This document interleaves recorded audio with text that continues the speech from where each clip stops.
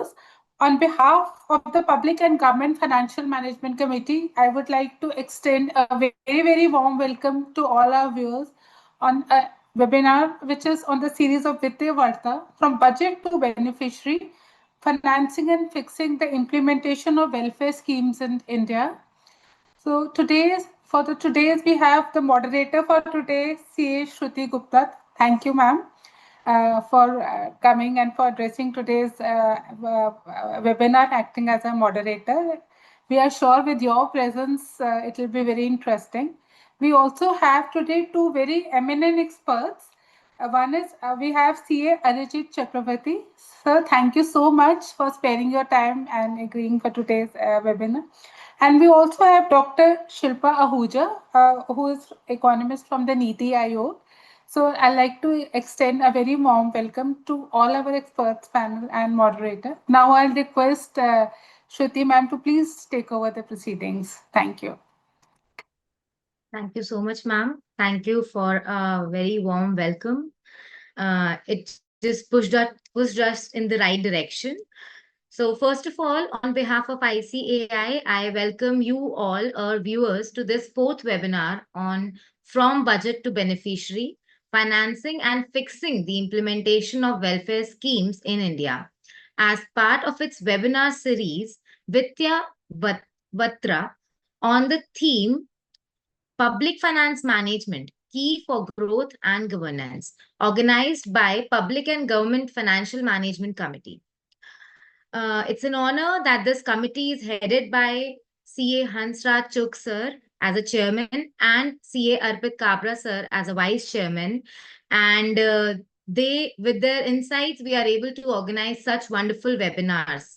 I also welcome our distinguished speakers, CA Arijit Chakrabarti and Dr. Shilpa Ahuja, economist at Niti Aayog, who will share their valuable insights on how effective financial planning and strong implementation mechanism can ensure that welfare schemes truly reach the intended beneficiaries.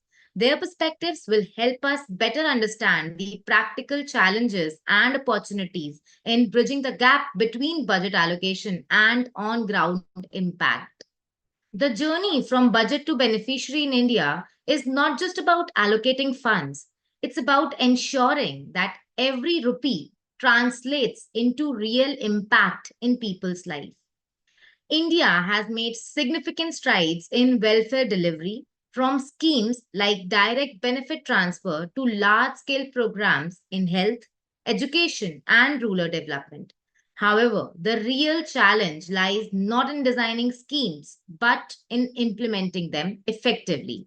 Leakages, delay, lack of awareness, and administrative bottleneck often prevent benefits from reaching the intended recipient. Even today, the last mile delivery remains uneven, especially in rural and marginalized communities. To bridge this gap, we must focus on three key areas. First, strengthening transparency and accountability through digital tools so funds can be tracked from allocation to delivery. Second, improving coordination between central, state, and local governments because implementation ultimately happens on the ground. Third, empowering beneficiaries themselves through awareness and accessibility so they can claim what is rightfully theirs. I am confident that this webinar will go a long way in upgrading the skills of each and everyone involved here today. Thank you so much. So without any further delay, I would want to welcome our distinguished speakers and I would want them to share their valuable insights with us so that we can learn from them. So first, we'll start with CA Arijit sir's session. Just to give you a background, thank you so much, sir, for gracing us with your presence. Sir has been a speaker for more than 26 years and he holds a vast experience in assurance, consulting, and government sector advisory. He handled capacity building engagements, institutional strengthening projects with SAI and regulatory bodies. Definitely, sir, with your vast experience, your vast exposure, Whatever you are going to share with us will actually enlighten us and help us grow beyond. So, I would want to welcome you, sir, and hand over the stage to you. Eager to listen and learn from you, sir. Yeah, very good evening to all our members who are present. So it is my good fortune to be in this August gathering. We have Seema ma'am with us, the secretary of the committee, Dr. Shilpa Ahuja, the esteemed co-speaker, and of course, Shri Shruti Gupta ma'am, who so nicely and briefly covered the basic objective of this particular session, and the fact that ultimately we have so many projects, welfare schemes, which are well designed with all the necessary good intentions, but ultimately implementation is where the actual troubles are. So I will feel very fortunate to be in this August gathering. I will just start sharing the slide, and just a moment. So it should be visible. Yeah, I hope. Yeah, ma'am, is it visible? Yes, sir, Yeah, it yeah. is Okay, visible. okay, fine. So this is indeed a great, initiative taken by the Public and Government Financial Management Committee. I have been associated with the committee for a pretty long time, and in fact, today the entire focus is on growth and governance, as we are indeed, it's a collective effort we have in achieving Viksit Bharat. So greetings to the dynamic chairman, CA Hansraj Chugh, chairman of the PGFMC, and C. Arpit Kabra, the vice chairman of the committee. Seema ma'am, once again, it's a privilege to be in the company of so many esteemed professionals and leaders of the institute. CA Shivani Taneja also has been coordinating with me for this program. Ms. Nisha Gupta, and of course, Dr. Shilpa Ahuja, senior economist from Niti Aayog, the esteemed co-speaker. And thanks once again to Shruti ma'am. So I will be taking the first session, and I will try to complete my session in around 45 minutes. So the areas I'll be covering, of course, this is a vast topic, and when you consider the post-qualification course of the committee, this is a particular module where we discuss about welfare projects and, of course, the implementation challenges. So we will be covering first some of the recent trends in public expenditure, welfare schemes, followed by some of the most prominent welfare schemes and the budget outlay, because the topic is from the budget to the beneficiary.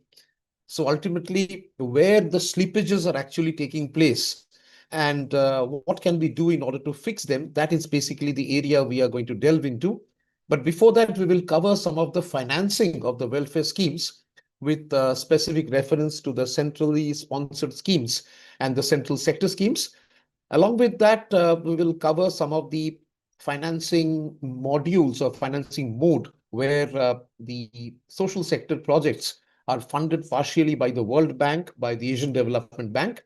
And when it comes to the bottlenecks and the issues and the challenges, one important case study I'll try to cover is regarding the audit observations of the welfare schemes. Now, professionally, I'm an auditor, and I've been working closely with the Controller and Auditor General for many years, and also working in the area of government audit, public sector.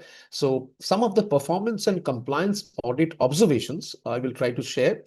And then we will see that the government has already taken up the process of review and rationalization of some of the welfare schemes.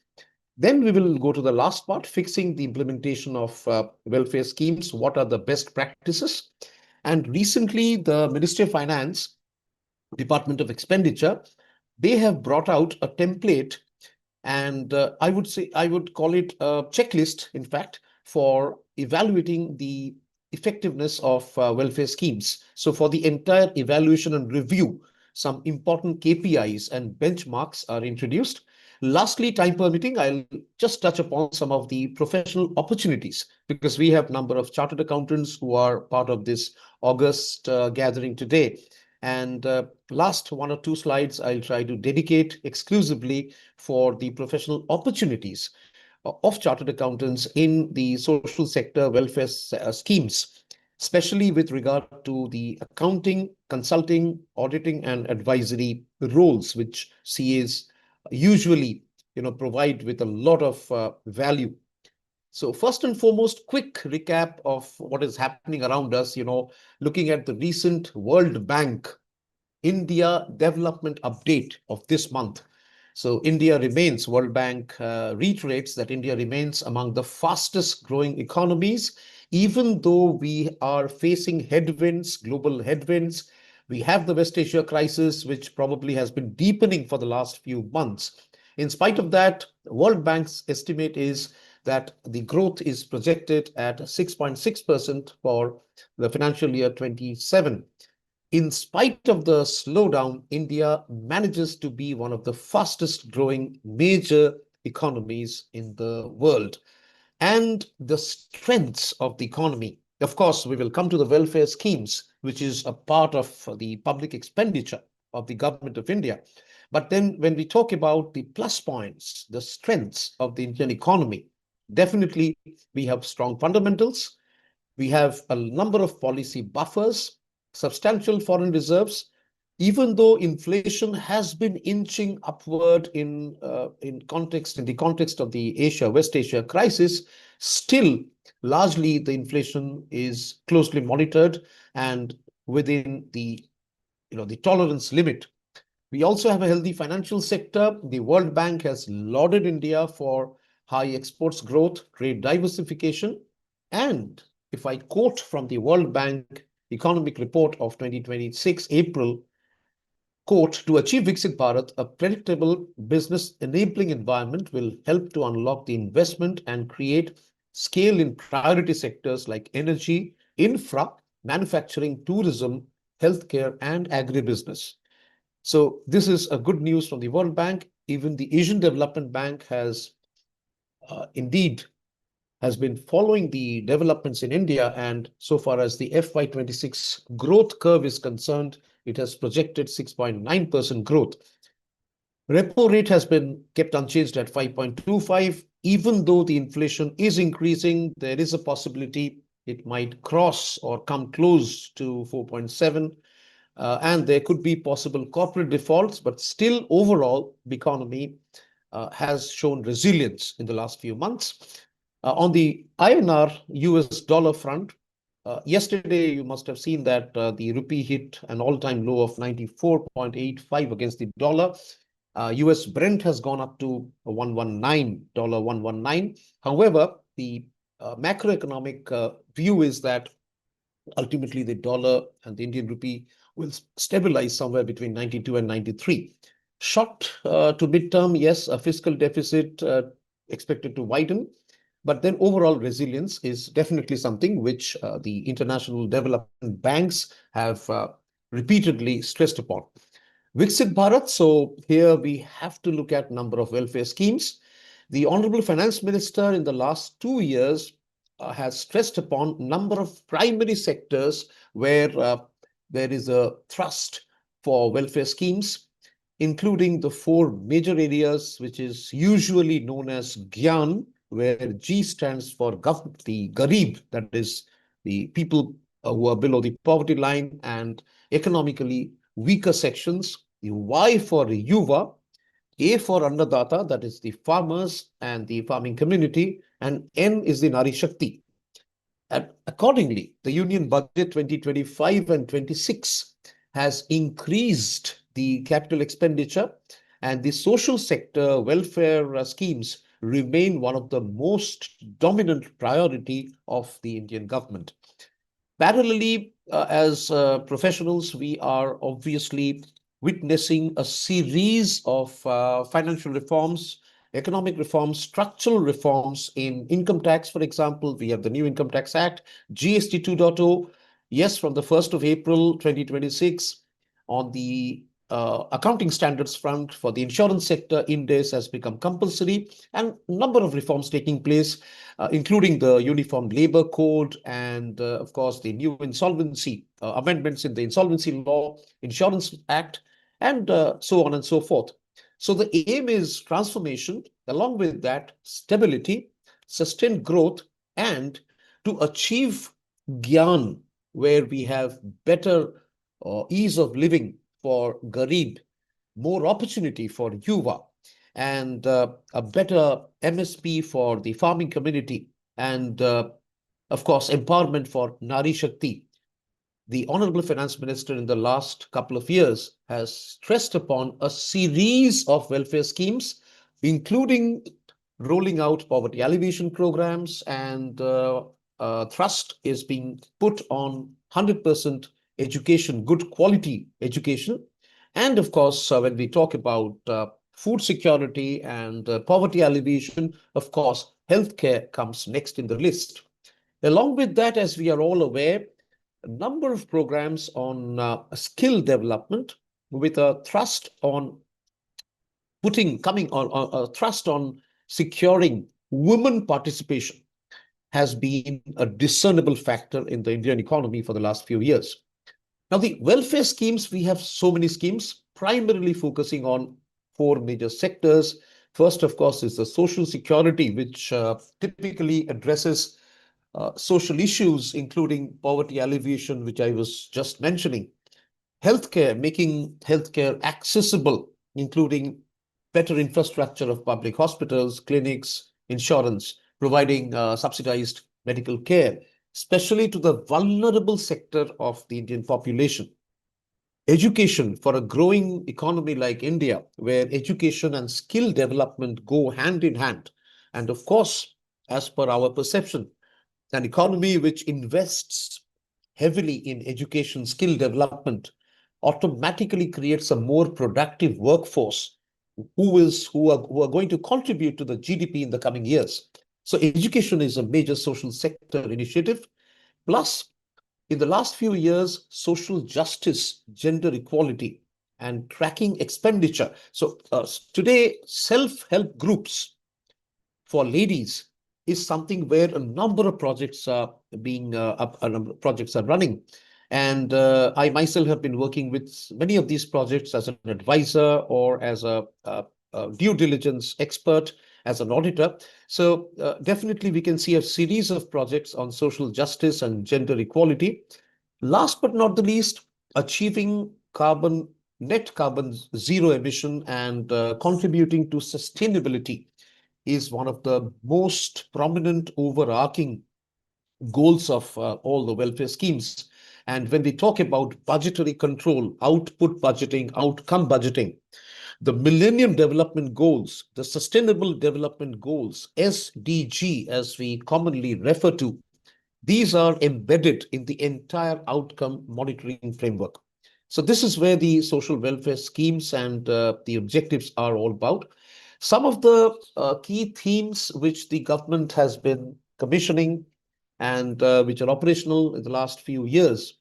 Of course, for the last few years, the focus has been on achieving Viksit Bharat and Atmanirbhar, self-reliant India. Accordingly, several path-breaking projects, including projects in the welfare, social sector, creating economic infrastructure, and of course, investing on public expenditure. Infrastructure sector has been one of the basic hallmark of the Indian economy. So all the areas from agriculture, rural livelihood, regional development, and even areas like, say, for example, solarization of agriculture operations, sustainability, green growth, welfare schemes in order to support underprivileged and vulnerable sections, plus people with who are especially able people. A lot of funding also goes into pension schemes, running the healthcare programs, and making sure that educational scholarships and the entire ecosystem is inclusive. On the infrastructure side, recently, the Cabinet Committee on Economic Affairs, they have approved some very significant projects. Like when you talk about four-laning of the 30,000 kilometers highway by the Ministry of Road Transport and Highways. And then we have this month itself in April, two hydropower projects have been given approval in Arunachal Pradesh at a total outlay of more than 40,000 crore.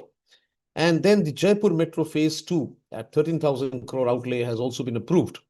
So public infrastructure, transportation, Gati Shakti, rail, DFC on one hand, climate change, renewable energy, ESG on the other hand, water, sanitation, health, for example, Jal Jeevan Mission on the other hand, and even upgradation of the urban local bodies, the Zilla Parishad, smart city development.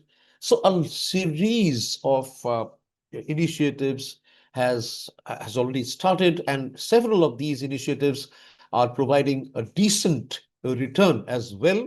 However, in shortly we will see there seems to be some bottlenecks. See, nothing is perfect when we do audit, even internal audit or finance audit or performance audit of any organization, be it a public sector undertaking or a top-notch multinational company which is listed in the world's most reputable stock exchanges. There are always issues on financial weaknesses, issues in the internal financial control, governance, risk management.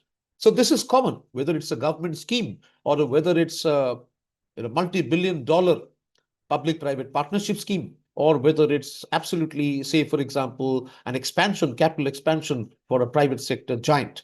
So this will be everywhere.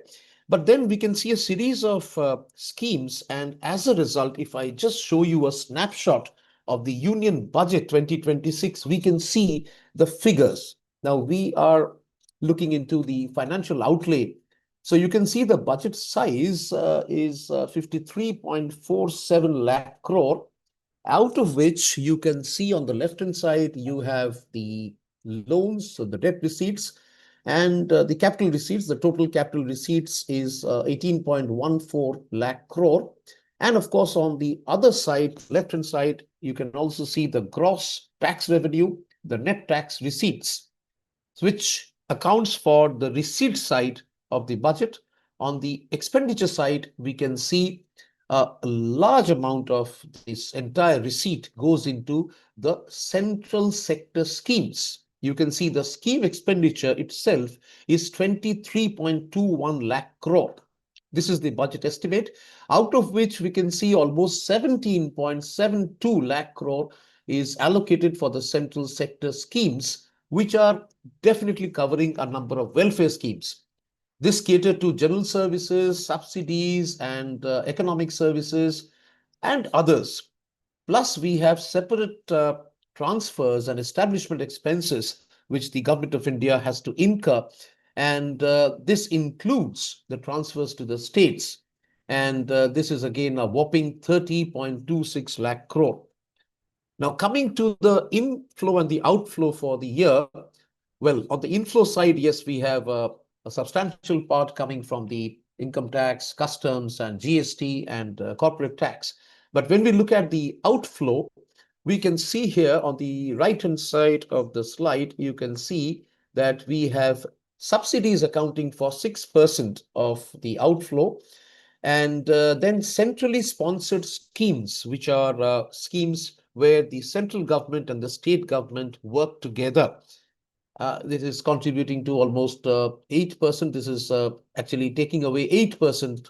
It has an 8% share in the outflow.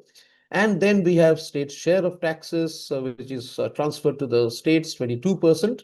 Other expenditure, including, of course, we have subsidies, interest payments, and so on. Now, the composition of the capital expenditure for our country has been steadily increasing. If you look at this particular document on the lower side of the slide, the central sector scheme projects, which is shown by the orange line, and the centrally sponsored schemes, which is demonstrated by the yellow line, both have registered growth in the last 10 years. And this is something which is clearly visible both from the macro and the micro point of view. So apart from the usual expenditure on transport and defense and home affairs, on the other hand, even for the social welfare, 62,362 crore has been earmarked, and major welfare schemes, including social sector spending like Ayush, we have the Ayushman Bharat, the National Health Mission, a lot of subsidies. Specifically in the last few weeks, I'm sure all our esteemed colleagues must have observed that due to the high input prices of some of the the raw material required for fertilizer manufacturing, so the government has already indicated that the subsidy for fertilizers, which will go to the fertilizer manufacturing companies and the fertilizer importers, will increase substantially. So even this is part of the social sector spending. Infrastructure, of course, Bharatmala, Sagarmala, smart cities, dedicated freight corridors, expressways, high-speed trains, number of greenfield, brownfield airports, and the list is endless. Thirdly, rural development, including the Pradhan Mantri Awas Yojana, Pradhan Mantri Krishi Sinchai Yojana, and of course one of the most popular schemes, Ujala schemes. All these are great. The intentions are indeed to improve and secure an inclusive growth of the country. We have the two types of schemes, the centrally sponsored schemes, which are usually has a particular ratio. Now, if you look at the development of the centrally sponsored schemes, there are core schemes. There are some schemes which are absolutely indispensable for the growth and development of the nation. So these are the core centrally sponsored schemes. And the usual ratio between the state and the center and the state is 60-40. For selected schemes, it could go up to 80-20. For the northeastern states, 90-10. And then we have the central sector schemes, which are entirely funded and implemented by the central agencies. And these have different type of output. For example, central sector schemes include allocations for the economic sector, social sector, grants in aid, and of course, subsidy, including fertilizer subsidy, which I was referring to.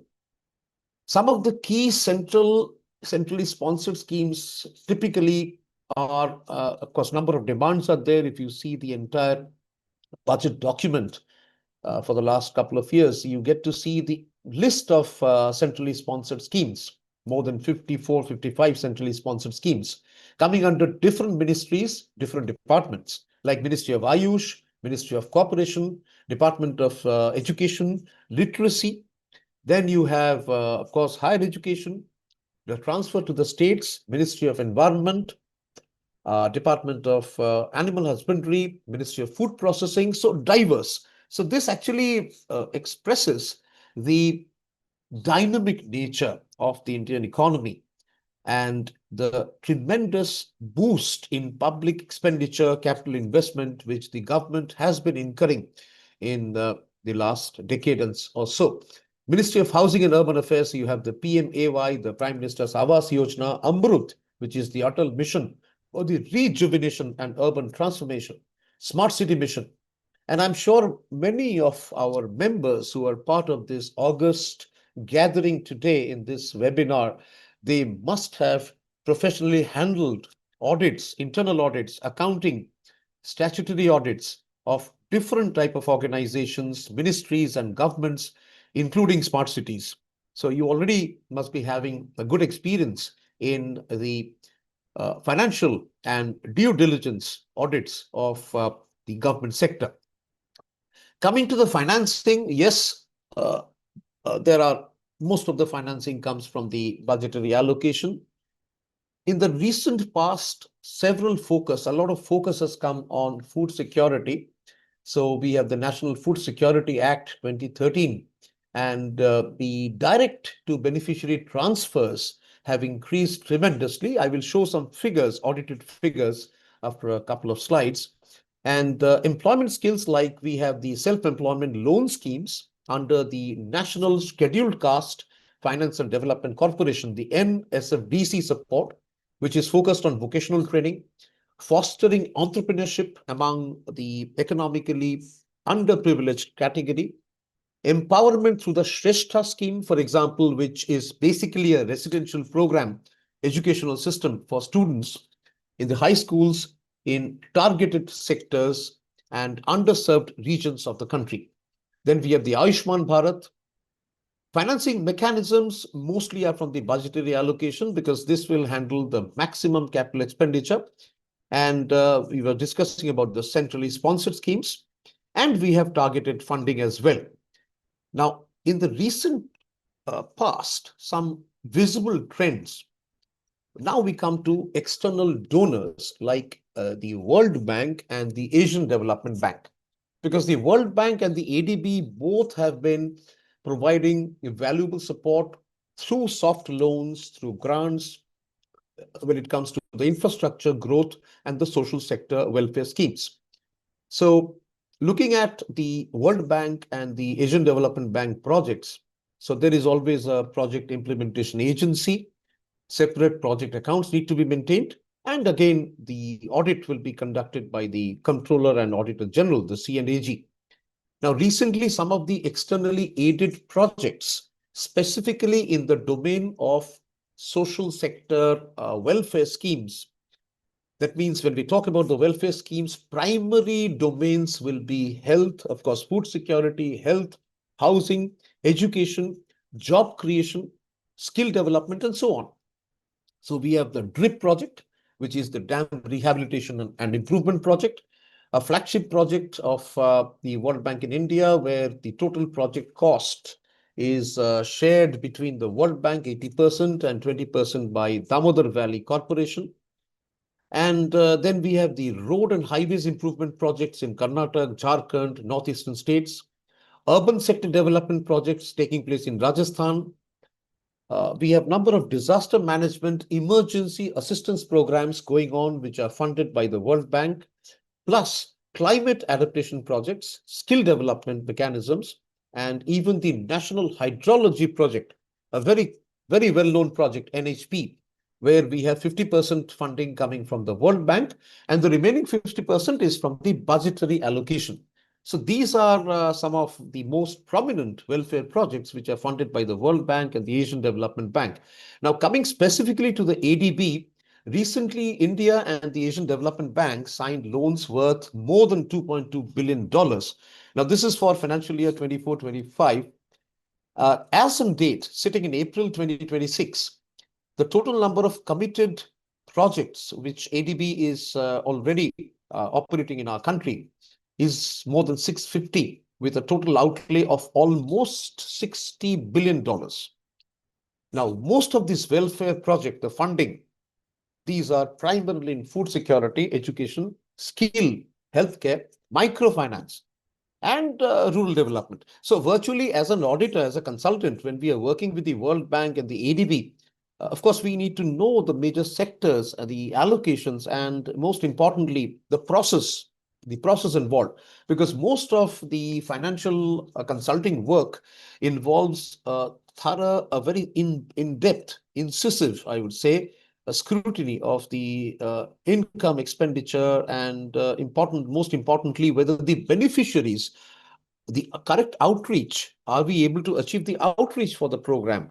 Are we having any type of inclusion risk? What is inclusion risk? That means wrong people are included in the beneficiary. Then we have the exclusion risk.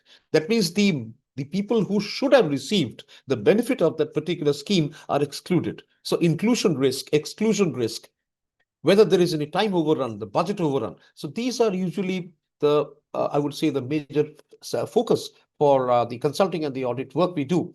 Now, coming to the signed projects of the Asian Development Bank in the welfare sector, we have the Pradhan Mantri Skilling and Employability Transformation Project.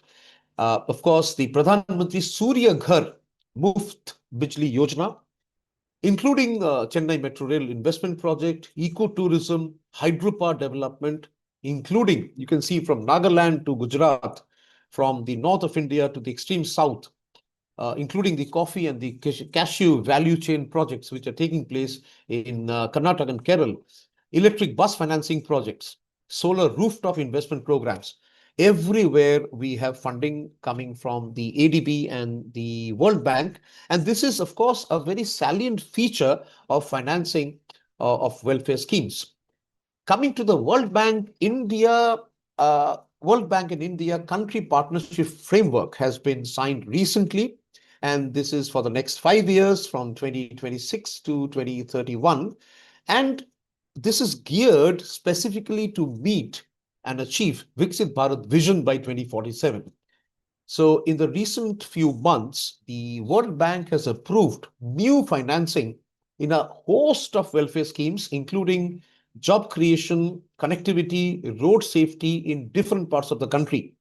Specifically presenting a snapshot, we have the Rajasthan Highway Modernization Project. Then we have disaster recovery projects in Himachal Pradesh, Pradhan Mantri Skilling and Employability Transformation through upgrading the ITIs. And coming specifically to the consortium of the World Bank and the Department of Science and Technology, Government of India, a number of energy efficiency projects where the World Bank is already having a presence in India as a funding, as a donor, as a funding mechanism, as a funding agency. So we can see this is from Kerala, Karnataka, Odisha, Andhra, Jharkhand, Gujarat, Bihar, UP, virtually the entire all corners of the country. And this is again from the professional perspective. Chartered accountants have already there providing their expert value-added services, specifically in due diligence, compliance. Most importantly, are the welfare schemes providing the intended output and the outcome? So a lot of due diligence, impact assessment is done. And of course, performance evaluation of existing projects. Now, coming to some of the key challenges now. So we have looked at what is the economic update. From there, we saw the welfare schemes, the budgetary allocation. We were tracing the financials from the budget 2026. And then we were focusing on the centrally sponsored schemes, the central sector schemes, and the mechanism of financing, primarily the budget, the union budget, budgetary allocation. Several welfare projects are funded by external agencies like the World Bank and the Asian Development Bank, which I was sharing few case studies. Now, coming to the challenges, when we have so much of design in place, so much of policies in place, what are the challenges we are facing in the welfare scheme implementation? Well, several reasons are there in a complicated economy like ours, which is geographically widespread, heterogeneous in nature, and is changing continuously with, of course, fastest growing, one of the fastest growing economies. So therefore, several challenges are there. First and foremost being corruption, diversion of resources. The official auditor of the country, the Supreme Audit Institution, the CNEG, has pointed out in several audit reports, they have raised concerns about the intention and the implementation. Is the implementation done correctly? So we have a huge capital outlay for welfare schemes. And there is a lot of procurement because for welfare schemes, you need to procure a lot of materials, a lot of services. So when it comes to the procurement, is the implementing agency really following the guidelines of the GFR, General Financial Rules 2017? Is the delegation of power, is it as per the DFPR policy of the Government of India? Are the circulars of the Department of Expenditure being followed and implemented at the ground level? Is there any chance of override of internal control? Yes, there have been ample cases where controls and governance mechanism have fallen and there have been leakages. So weaknesses in administration, delays in funding, delays in preparing projects. Again, I was talking about inclusion risk and exclusion risk. So beneficiaries. So for certain projects, it was found that the basic building block of a budget, that what is going to be my capital outlay, my input for the budget, what will be my measurable output and the outcome. This was not done properly. There was a lack of transparency, including foul play in making in the outlay of funds and favoritism, nepotism, especially in the procurement process.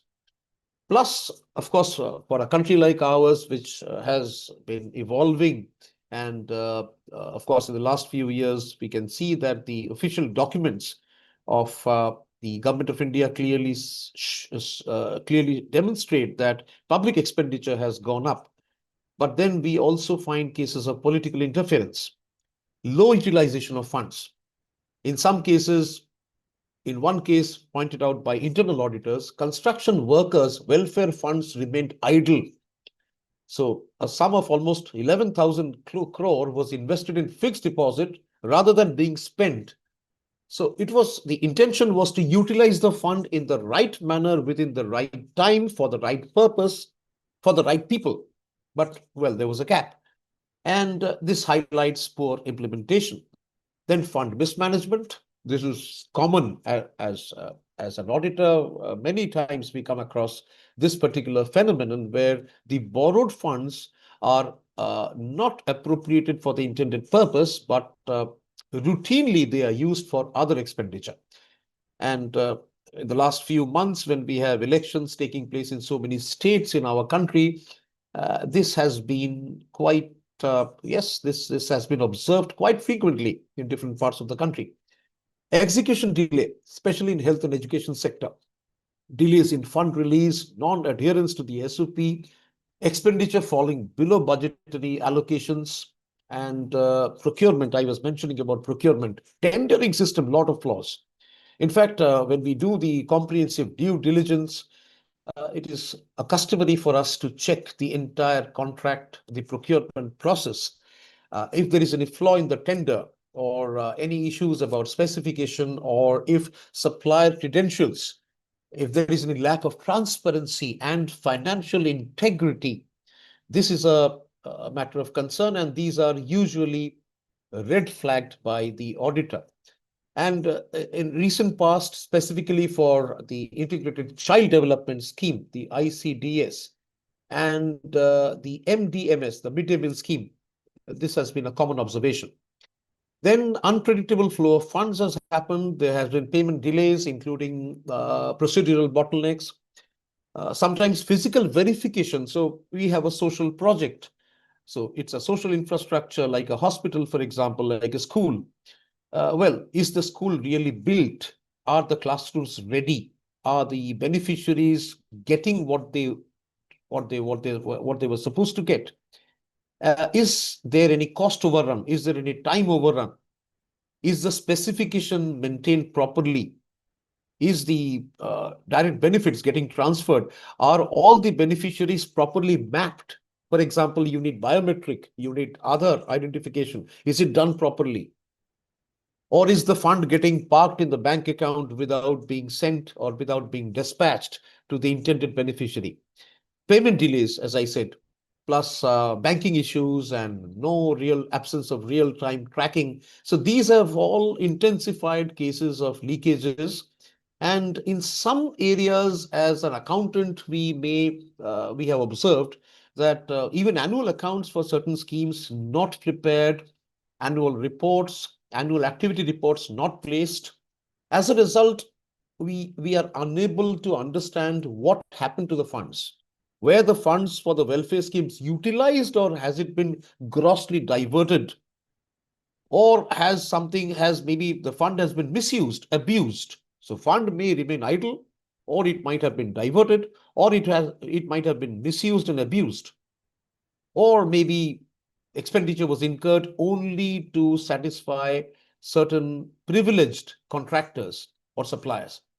So inconsistent accounts, weak monitoring, and even in several schemes, it has been observed that there is no social audit, infrequent or non-existent impact assessment. Of course, things are slowly becoming more and more streamlined. But yes, these are some pain points. Looking at some specific observations from the Controller and Auditor General's audit report, the CAG report, Ayushman Bharat, Pradhan Mantri Jan Arogya Yojana, PMJ. Now, this was placed in the Lok Sabha in August 2023. And if you see some of the observations, these are quite serious observations and create a question mark in our mind as to whether the intended objectives of the welfare schemes, is it really getting achieved? Bogus numbers were reported. For example, and in some cases, expenditure was incurred on treatment of patients who were already declared dead.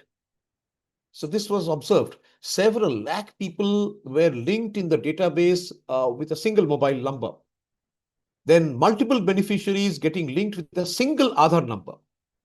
Private hospitals performing procedures which are exclusively reserved for public hospitals, errors in database, manipulation of databases, data privacy not maintained, invalid names. In some cases, while auditing, we found, I myself, I discovered some very glaring errors. When we look at the field, each of the field in the database, address was wrong, address was spurious. Date of birth of the beneficiary is 1900, maybe 1900. It's not possible. Then duplicate IDs were observed, unrealistic size of family members. So these point out to leakages. Dead patients were treated, and several observations of the C&AG. If you look at the details of the C&AG reports, the reports clearly state that several welfare schemes, specifically in states like Chhattisgarh, Haryana, Kerala, Jharkhand, Madhya Pradesh, they reported the maximum number of discrepancies and unreconciled expenditure.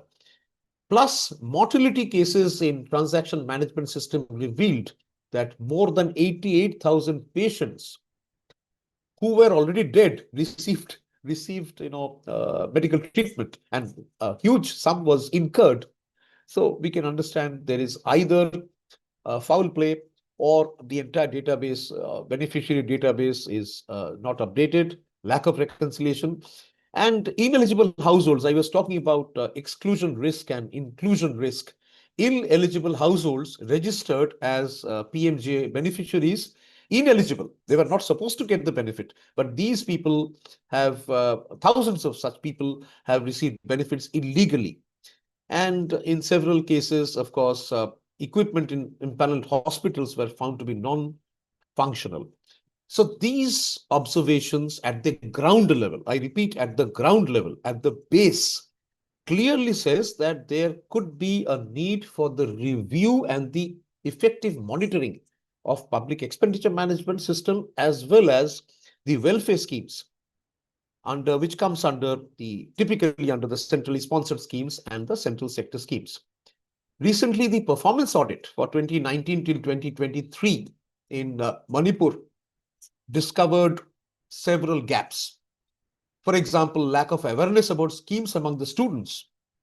So if the students, if the beneficiaries, if the stakeholders are not aware about the scheme, well, what will be the output? What will be the outcome? Less people will be covered. That means unserved. There will be lakhs and millions of people who will not come under the purview of the scheme. Similarly, departments concerned failed to ensure disbursal of scholarships at the right time. Why? Because there were failed transactions during the banking transaction, the online transactions. For hostels, some of the audits, I have been working with the World Bank ADB projects for quite some time, and for several of these due diligence and field audits, we observed huge delays in construction of hostels. Absence of monitoring of the scheme, virtually the implementing agency, in some cases the state governments, virtually did not have any proper laid down monitoring system to evaluate the output and the outcome of the project. Even in some cases, no physical inspection was ever carried out. Implementing agency, in some cases, entered into contracts with suppliers and vendors who are not impaneled with the NSDC or which are not impaneled with the CSDCI. Sometimes they are blacklisted, previously blacklisted, but still enjoying the benefits. Plus, differences between number of beneficiaries as per the database and the number of beneficiaries actually trained, and a lack of reconciliation. As a result, some corrective action. Now we come to the last part. So we have looked at the financing mechanism of the welfare projects, and then we delved deep into the critical challenges, the pain points, the issues, the weaknesses. And some of these weaknesses, I will say, is chronic, I repeat, chronic weaknesses, continuing. It is continuing for the last few years. And in several cases, these are repeat observations coming from the auditors, both the Controller and Auditor General of India, as well as from the other audit officials. Now, coming to some of the recent updates, right from 2016, the government of India decided that in order to achieve maximum efficacy, effectiveness, efficiency, it is paramount, it is of paramount importance that every scheme should be reviewed. Now, whether it's an economic infrastructure scheme or a social infrastructure welfare scheme, there is a need to review whether the people who are intended to be the beneficiaries, are they receiving the benefit, or is there any leakage in the entire process?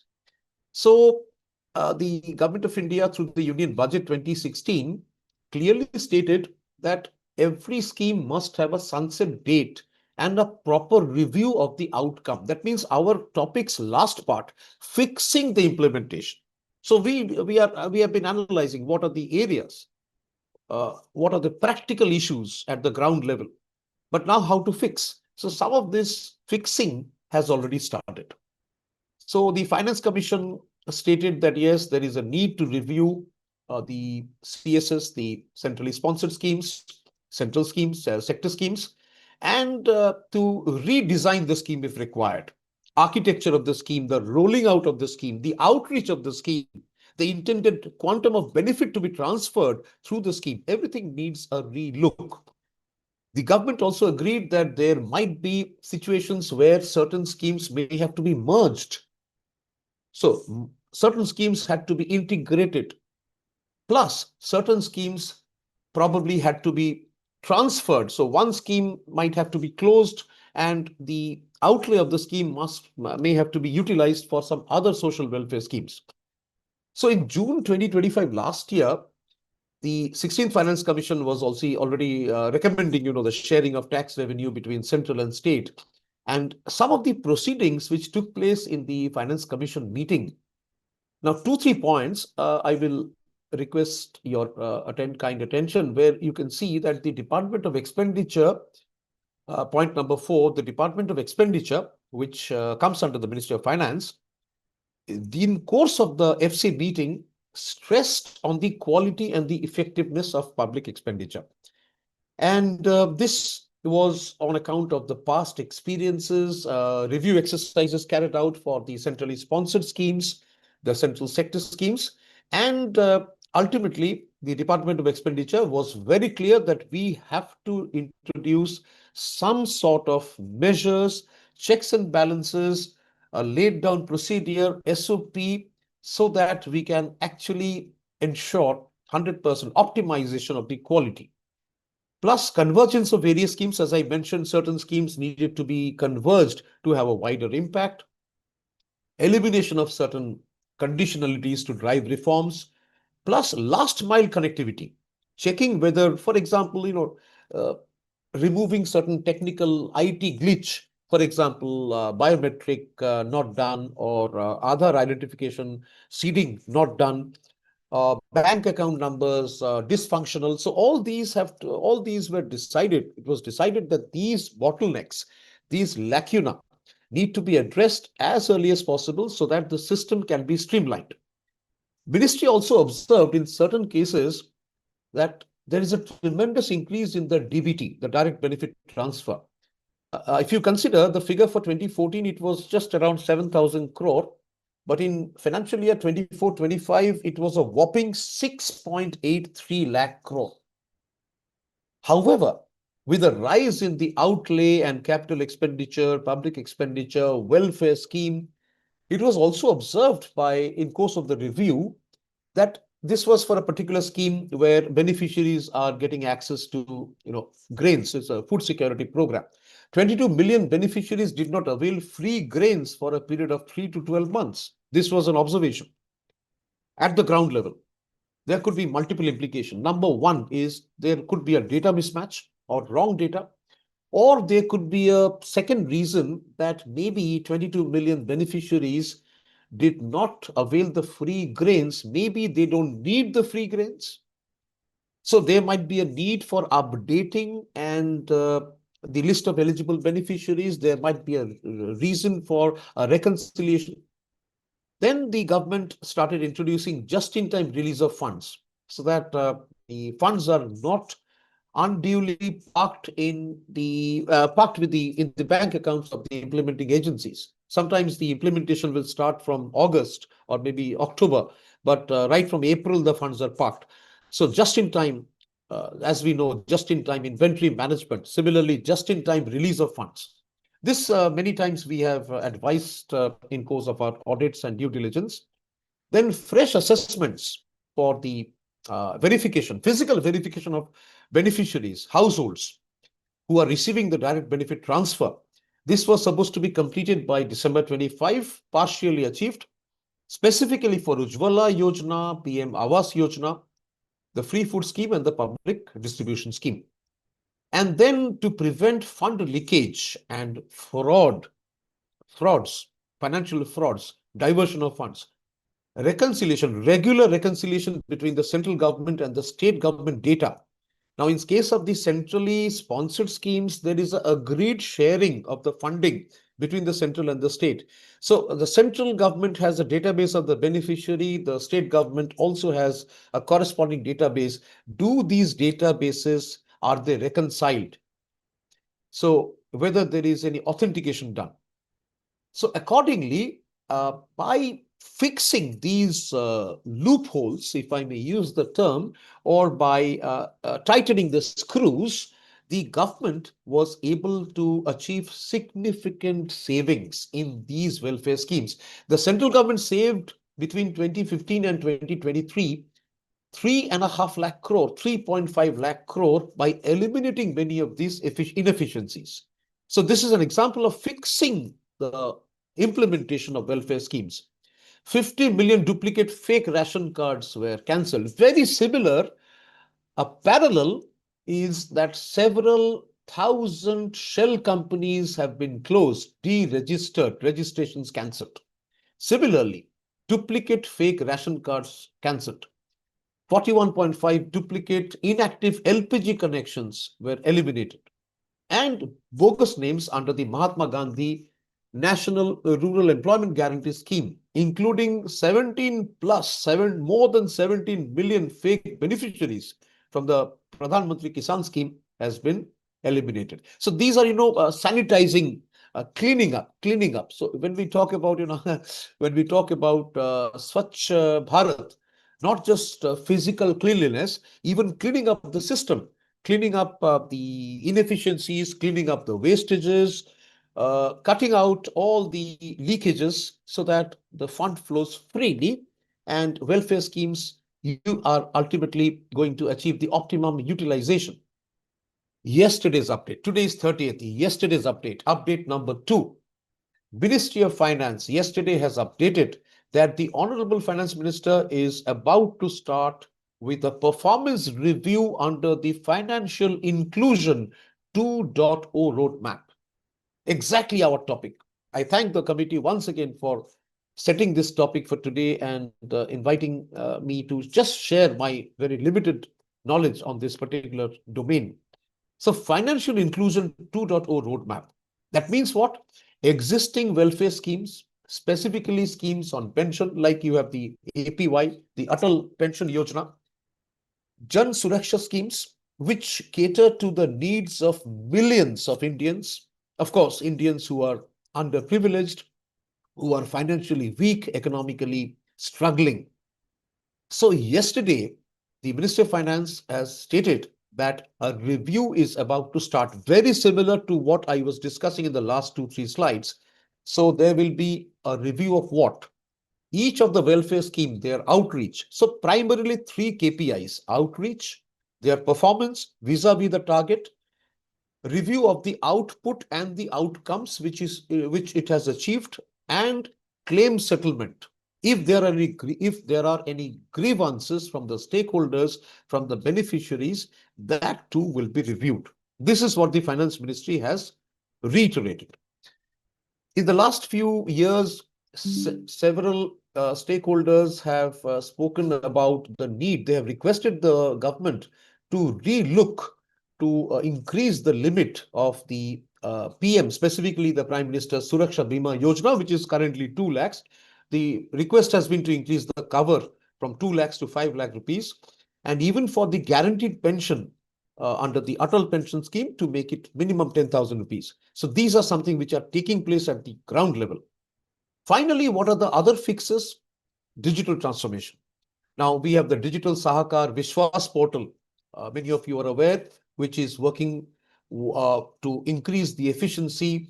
And currently, the Vishwas scheme covers more than almost 1.7 lakh, scheduled caste beneficiaries, plus mandating, making sure that budgetary output and outcomes are linked with the sustainable development goals.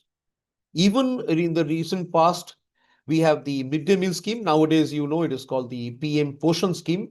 Under the midday meal scheme, the cooking cost provision, which is a significant part of the budget for midday meal, it has been made, it is indexed with the wholesale price index, and it is revised biennially so that we have realistic budgets. Monitoring and accountability to be increased, including physical verification of the beneficiary assets in several cases at the ground level while executing the work on several government projects. In my personal capacity, I'm saying in several cases we have observed that the fixed assets not been created. The fixed assets were not visible during physical inspection, but expenditure incurred and money has been spent. So this is an important part, making sure there is a periodic physical verification of beneficiary assets.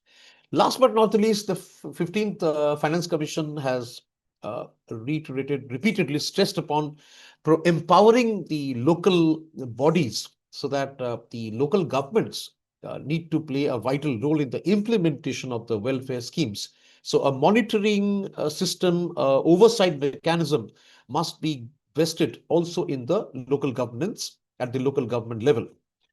Last but not the least, for the social audit. Now, here I will just spend 1 or 2 minutes on the ICAI's pioneering role. We are discussing about welfare schemes. We are talking about output, outcome. We are trying to understand the bottlenecks in the implementation. We are discussing about how every welfare scheme can meet the intended objective, the target beneficiaries. So basically, we are talking about audit. There's a need for audit, continuous audit, inspection, review, and reporting. So impact assessment, social audit. Here, ICAI has played a pioneering role. We have the Institute of Social Auditors of India, the ISAI, and ICAI is a founding member of ISAI. And many of our members in today's program are qualified social auditors. The ICAI has brought out the SRSB. We have the PGFMC. We also have the SRSB, the Sustainability Reporting Standards Board. ICAI has pronounced number of standards on social audit. These are known as SAS. Many of us who work at the ground level with the government bodies, with ministries, departments, external agencies like World Bank and ADB, we practically use these social audit standards daily when we carry out the impact assessment. Such is the practical nature of these social audit standards. Kudos to ICAI. Specifically, the series 100, SAS series 100 to 1600 covers a wide gamut of welfare topics which are intrinsically linked with welfare schemes: hunger, health, education, housing, slum development, gender equality, disaster management, climate. So kindly requesting all my esteemed colleagues to kindly go into the website of two specific boards of the ICI, the PGFMC, the Public Government Financial Management the committee, as well as the Sustainability Reporting Standards Board, in case you are having a desire to explore professional opportunities in case of welfare schemes. Lastly, the Niti Aayog. Of course, we have a senior economist, my co-speaker, my esteemed, respected co-speaker, Dr. Shilpa Ahuja, who will elucidate more because she is herself from the Niti Aayog. But Niti Aayog, just to set the tone before I conclude my deliberation, so the Niti Aayog has focused more on rationalizing. Niti Aayog recommendations clearly have some very, very important points. Number one, reduce the number of centrally sponsored schemes. Because more the scheme, more will be the confusion, more will be overlapping, more will be, I mean, it will become more and more difficult to have a continuous real-time monitoring. The Niti Aayog has focused a lot on digitization, accountability, prioritizing the core schemes. Welfare schemes are of different nature, different priority. Similarly, cost norms and utilization certificates. So releases, fund disbursement should be made only when the utilization certificate, the UC, has been thoroughly inspected, reviewed, and then the fund should be coming. Lastly, the Ministry of Finance, Department of Expenditure, last year has introduced a wonderful checklist. And I'll just take 2-3 minutes and I will be concluding my uh, deliberation the next 5 minutes or so. So if you look at the template, you have the, for each of the welfare schemes, name of the department and the primary, the ministry under which the welfare scheme is administered, overview of the scheme, including full details. Please see point number 2E, whether the sustainable development goals are served, and point number 2F, which underlines whether the scheme is aligned with Viksit Bharat 2047 scheme. Then you have the budgetary allocation, point number 2, summary of the past evaluation. So past year's reviews, evaluations will be duly considered. Then you have the baseline data, evaluation tools. How do we evaluate whether the scheme is, welfare scheme is implemented properly? So we have to go for household, sometimes at the ground level. See, these audits have to be carried out at the ground level. So sometimes we travel exhaustively, covering several geographic locations, talking to the beneficiaries, knocking at the door in every village, in every taluka, in every zilla, in every block, in every district, to get the real facts. So informed interviews, focused group discussions, then the data collection to be carried out, and additional parameters are included under point number 4. Then if you see point number 4.3, 4.4, exactly what I was discussing in the last half an hour, gaps in achievement of the objective, key bottlenecks and challenges, whether the input is used efficiently, what can be the possible remedies, case studies. And based on all these parameters, we come to point number 5, which tells us that whether the project has been able to achieve the VFM, the value for money, whether there can be some possible reduction in unnecessary expenditure. Lastly, point number 6 covers issues and challenges which should be focused towards answering certain tough questions. Tough questions. Has the intervention caused a significant change in the lives? Did the welfare scheme actually create higher level effects? Did it actually bring about an upliftment, amelioration, improvement, augmentation of the standard of living, ease of living? Is the intervention leading to other changes which can be replicated, which are scalable? So these in-depth questions to be answered, and then only the entire evaluation can be completed.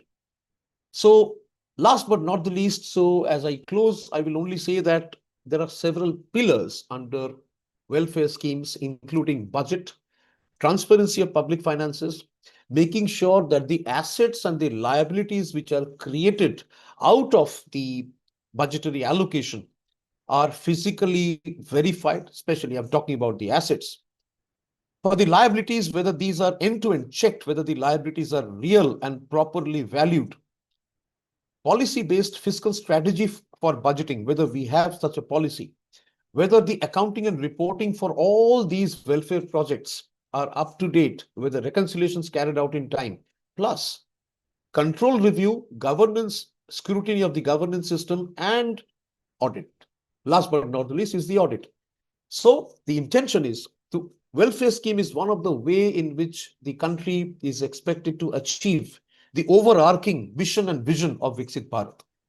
Chartered accountants are playing a vital, indispensable role in this process to achieve Sugamya Bharat, Sashakt Bharat, which is accessible India, empowered India. So whether it's our contribution as auditors, as consultants, as advisors, in the infrastructure sector, from Gati Shakti to Sagar Mala to high-speed railways to airways to waterways, both from sustainable advisors, tax structuring, transaction advisors, from there to even making Viksit Bharat a reality where chartered accountants are playing a vital role in making sure that welfare schemes are indeed financed properly as well as implemented in the most optimum manner. As experts in Vidya Gyan, financial literacy, institutional commerce, curriculum reforms, and of course, skill building. So, intention is very clear for us: Viksit Bharat, Sashakt, and Samruddh Bharat. That is most important. So, with that, I will end my deliberation, and I will only say that let us all work. Government is, it's an inclusive, approach where it is a collective responsibility. Of course, as citizens of the country, more specifically as members of the ICAI, it is our responsibility and it is a common, nowadays, chartered accountants widely seen as financial soldiers. We are also contributing to the well-being of the country, the economic well-being, the financial well-being, the economic growth and development of the country. We are equally contributing as in the capacity of an auditor, accountant. We are helping in raising finance. We are making sure that the tax system becomes more and more transparent, easy for compliance. From there to making sure that the government finances, the money which is going out of the exchequer, is utilized so that every rupee is used for the intended purpose to benefit the society, to benefit the stakeholders, ultimately achieving self-reliant and bright, where India shines with might. So on that note, I will thank the entire team of the committee. Seema ma'am, once again, she has been kind enough, gracious enough to set the ball rolling for the session today. CA Shruti Gupta ma'am, who has so finely, so beautifully, given her inaugural comments. And of course, I was time and again referring to many of her observations which she had given. And I also see Nisha ma'am here. And thanks to all of you. And I'm in the company of Nari Shakti. So it is women leaders who are who are actually conducting the entire program. And as I said, one of the hallmark flagship schemes of the government is also women empowerment. So thanks once again, and I pass it on to Shruti ma'am. Thank you. Thank you so much, Arijit sir, for sharing all the nitty-gritties with respect to multiple government schemes that have been shared, that have been implemented for clearly identifying gaps, sharing ways to be more effective and efficient. It was really an insightful session where we all got to learn so much about different schemes. How can they be more effective? How can we strengthen so that the real advantage can be given to those who deserve it? And lastly, for identifying areas where we chartered accountants can contribute in the economic growth and development of the country, one aim that we all move forward with. Thank you so much, sir. It was truly an insightful session. And now, without any further delay, I would like to welcome our next speaker, Shilpa ma'am. She is an economist with expertise in macroeconomics. In her current role, she's a consultant at Niti Aayog. She contributes to the evaluation of taxation initiatives by coordinating closely with multiple government stakeholders and providing strategic policy inputs to promote trade and foreign direct investment. The role prioritizes improving the ease of doing business with a strong emphasis on collaborative governance in economic policy making. Her work involves facilitating intergovernmental dialogue and evidence based policy formulation. Previously, she served as an assistant professor at the University of Delhi, where she taught international economics and finance. Her research contributions include a book chapter, and she has co authored policy working papers at Niti Aayog besides newspaper articles. She holds a PhD from the Indian Institute of Technology, Bombay, focusing on India's monetary trade offs, as well as a master's degree in economics and commerce. I welcome you, Shilpa Ahuja ma'am, Dr. Shilpa Ahuja ma'am, and we are eager to learn from you. I am looking forward. I'm sure all our participants here are looking forward for an insightful session from you, and I hand over the mic to you. I welcome you, ma'am. Thank you. Thank you so much, Shruti ma'am. I hope I'm audible. Yes, ma'am, you're perfectly audible. Thank you. Yes, Thank ma'am. you so much for inviting me to this webinar where we are talking about a really important and persistent topic that keeps coming again and again to us as policymakers, that how do we really fix the implementation part of when we are talking about budget allocations to how those welfare schemes are actually reaching out to the beneficiaries. So before formally moving on to addressing the issues that my previous speaker, Arijit sir, has already raised, I would like to thank President ICAI, CA Prasanna Kumar sir, Vice President at ICAI, CA Mangesh Kumar ji. And I would also like to thank Chairman of Public Financial Management Committee, Key for Growth and Governance, under the aegis of which we are having this webinar for, Sri Hansraj Chugji and Sri Arpit Kabra, Vice Chairman of the committee. I would also like to thank Seema ma'am for initiating this discussion, and for CA Shruti Gupta for handling and moderating this discussion so well. So, before moving, sharing my slides, I would just like to say that my previous speaker, CA Arijit Chakraborty sir, has already set the stage. He has already set the ball rolling. Now, the advantage as well as this disadvantage of going second in line is that you already have a lot of things or thoughts already on the floor, and it makes just the tasks a little more easier because people are already in that thought process.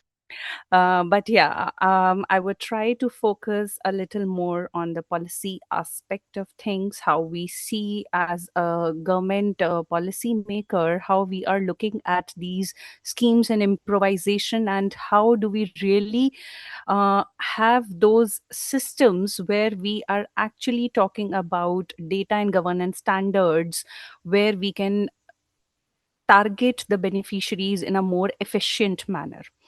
So I'll share my screen with this. Uh, is my screen visible? Yes, ma'am, it's Yes, visible. ma'am. Okay. So the topic for today, as Sir has already introduced, so from budget to beneficiary, financing and fixing the implementation of welfare schemes in India. So I thought of keeping a brief introduction to start with, in terms of what are the key welfare programs, where do we really stand in terms of the schemes that we are running, what are the key issues. So Sir has focused a lot on how auditing is an essential part, how auditing can actually unveil a lot of underlying issues in the implementation framework. So beyond that also, I'll try to encompass some more issues that are actually persistent in the existing schemes, and how this delivery pipeline is actually functioning, and how at each stage there are certain issues which we are facing, and how we are also trying to resolve them through the policy framework. So at Niti Aayog, as Sir also mentioned, that we already have a framework which is trying to analyze this as part of DMEO here. And I'll try to offer some more structural reforms and regulatory reforms which are happening in terms of consolidation of various schemes and other initiatives that government has taken to improve the performance. And finally, I'll conclude with some more suggestions here. So, India has one of the largest welfare scheme systems globally. We are at a time when we are at a threshold where we are actually trying to balance our social service expenditures against the tight fiscal targets that we are having, deficits that we are trying to manage, and then along with that the global crisis that we are facing right now, whether one after the another we are facing some or the other threats. We have seen the global markets going really volatile, but at the other end we have the social service expenditure systems which really are at the heart of the government budgetary allocations, because these are the schemes where which is actually reaching out and helping improve the consistently backward or the poor, in uplifting them and actually bringing them up to the mainstream to be a part of the journey that we are calling as Viksit Bharat. So, just talking a bit about how these numbers are actually looking like social service expenditure. So, we have seen a rise from 2016, when the expenditure was around 6% to currently around hovering around 7.5% approximately. Last 2 3 years, we are at a stable regime of 7 to 8% of GDP. In terms of budgetary allocations, we have about 23.5 lakh crore, which was um, uh, provided for these schemes in 2023-24. And health has been one of the major focus areas for the schemes here. Now, we have been continuously talking about, be it the impact assessment or the impact of how these schemes are being governed. But I would like to put a little different thought here, that the schemes, the ultimate welfare of the schemes is observed from how these schemes have performed in terms of poverty alleviation, in terms of how health has improved, or in terms of how people are more educated today. So just to cite one of those things here, so World Bank has recently released the new poverty line numbers, where the revised numbers show like the poverty rates have actually declined, and they were about at 5.3% for extreme poverty and 23.9% for lower middle income poverty groups. So this really shows that how the consistent efforts through various schemes have actually proven fruitful and shown up some results. Then, also talking about how the system is evolving and adopting to the new times is number one, a data driven approach, where we are focusing a lot more on how the data that is being generated, that we are having through different schemes monitoring mechanisms, and data that is being fed at different levels, right from frontline workers, from ASHA workers, to the different levels at state, district, and the block levels. How can we utilize that data into more meaningful system, wherein we can make the system more efficient, and also utilizing at the same time direct benefit transfer schemes to improve efficiency. So these are like some of the key efforts and focus areas where the government is trying to improve the processes. And there has been a bigger shift in how the policy is being looked at, from the parameters like just the outlay based governance to how much budgetary allocations we had for each of the schemes. And the focus was more on numbers, how much expenditure would be done on each of the schemes, and actually how much utilization happened against them, to actually moving forward to a framework which consists of an outcome based governance, wherein we are talking about how the outcome generated by a particular scheme is useful or fruitful. Then, I mean, this is about the part how the things are evolving in last certain time period. But then of course this does not come up without any issues. So we have certain gaps wherein we thought about a certain scheme, we thought about we allocated a budget to a certain scheme with a certain outcome in mind, but that desired outcome could not be achieved. There could be several reasons for it, as discussed. We may have leakages, we may have bogus beneficiaries registered. These are like some of the things, but then there could also be something simpler. So for instance, I would like to quote this example. So you let's say we talk about construction of under the scheme, we are talking about construction of toilets. Now the tangible output that we can see from here is that the toilet is being constructed in a school.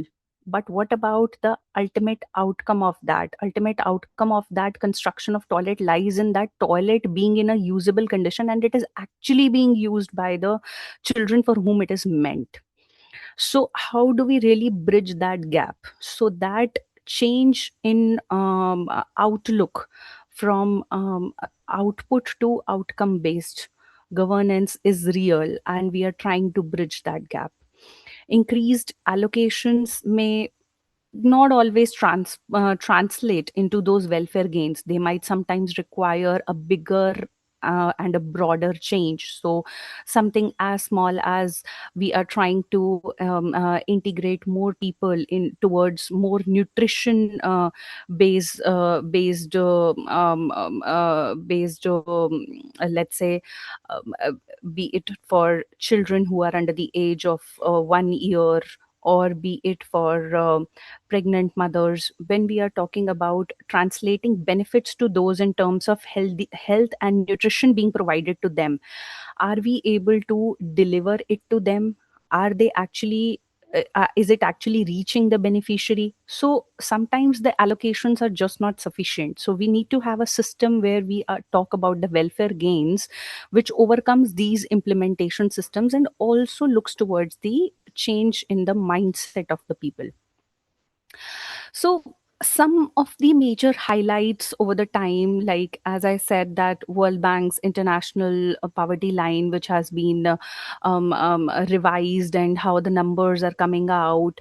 So these are some of the outcomes that I would like to actually highlight, that how we are evolving over the time and improvising continuously in the framework that we have designed for scheme assessments. So India's inclusive growth is continuously, as the chairman of our organization, Honorable Prime Minister, has always said, it's Sabka Saath, Sabka Vikas, and followed by Sabka Prayas and Sabka Vishwas. So this has actually delivered measurable gains that we have had, be it for poverty reduction, inequality, which has reduced, um, and access to basic services, be it about health, nutrition. Of course, there are gaps. That is what we are trying to overcome together. The development approach has completely shifted from state led welfare delivery to actually community based partnerships. Now, this one is really powerful because wherein I mentioned along in my other work as well, where collaborative governance is actually coming to play when we are talking about the partnerships which are actually originating from the communities themselves.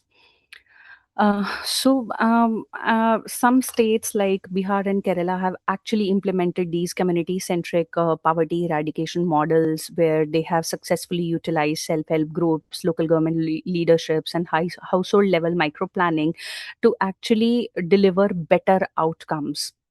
And these models have over the time demonstrated better resilience even during the crisis times, because rather than following a top to bottom approach, these are actually driven by the community which lies at the bottom of the pyramid, for whom these are designed, and following a bottom up approach. So, as I briefly mentioned in my first slide, that social service expenditure has grown. Certainly, it's about at a 12% CAGR during fiscal year 22 to 26, and education and health spending are the major sector allocations here at 11 and 8%. and the social sector protection coverage has actually expanded from 22% to 64.3%, which is a remarkable achievement, alongside near universal access to basic amenities here. I again repeat, like drinking water, electricity, sanitation, and improved housing outcomes. So, as part of Niti Aayog, under the aspirational district programs and aspirational blocks program, we are really focusing on these certain KPIs, key performance indicators, where we are focusing on basic health and nutrition, in being basic education, and facilities related to farmers, vaccinations for the animals. These are actually reaching at the grassroots level. We are ensuring those in those aspirational blocks. 500 aspirational blocks have been identified under the program across India, where there is a clear demarcation in terms of the growth and development happening in these blocks. So that is like the targeted approach that the government is looking at right now in order to achieve an outcome based policy framework here. So, on the other side, beyond these factors, if we talk about dependence of on MG and REGS, it has actually declined significantly, with percent days which are actually falling from 21 to 26. And it's a significant decline from 389 crores to 184 crores, and unemployment also declining at the same time. Viksit Bharat Guarantee for Rozgar and Ajivika missions, modernizing of the schemes with about 125 days of guaranteed work, and these are all aligned with the newer schemes like PM Gati Shakti. Then smart village initiatives are which are integrating digital governance into the models. As sir was also mentioning towards the end of his presentation, that governance, when we are talking about, it needs to be more driven by AI. We need to have a more focus on renewable energy. We need to have telemedicine. So these are actually the drivers which will improve the quality of life of people in those rural areas. So these are some of the initiatives that we are seeing and observing in last few years. Day NRLM, National Rural Livelihoods Mission, has actually been able to mobilize over 10 crore households into self-help groups and facilitating about 11.9 lakh crores in bank credit. So this is something where we are trying to strive for better employment and providing livelihoods to these people under specific women-led initiatives like Lakpati Didi.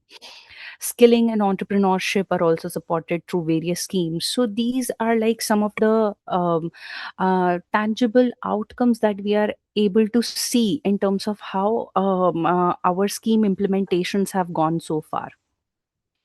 Now, coming to more recent focus areas, I would like to highlight in the recent budget of 2026. So, these five areas were identified, like economic growth, where the schemes will be focused more on manufacturing, MSMEs, infrastructure, logistics, and services, so that we have a productivity driven growth in the economy, and building an economy which is more resilient to these crisis episodes as the global situation is unfolding.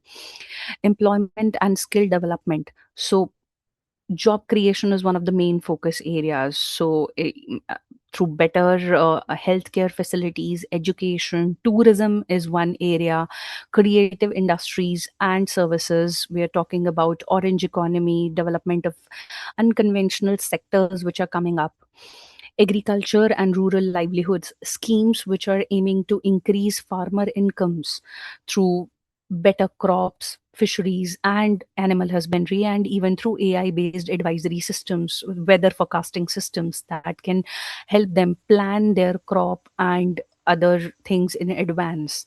Inclusive and regional development. Budget also targets women, youth, Divyangjan, tier 2, tier 3 cities, temple towns, eastern India, and northeast. So, targeted regional development is under the cards. Sustainability and green growth initiatives, which are targeted for energy, cleaner energy production, sustainable transport, inland waterways, carbon capture, eco friendly tourism, are also some of the areas which we are focusing on currently.